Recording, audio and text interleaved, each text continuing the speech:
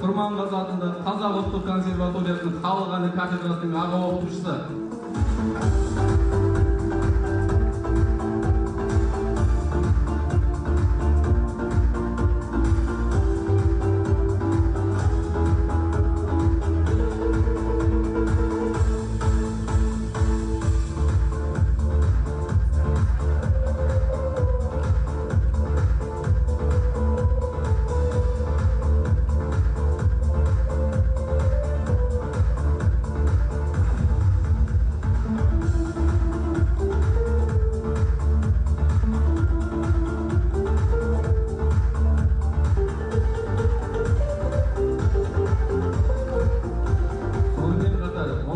Тәуелсіздік күніне орай төмендегі азаматтар аудан әкімінің құрмет грамотасымен марапатталады. Оңал Азаматова, Жамбыл облыстық филармониясының әншісі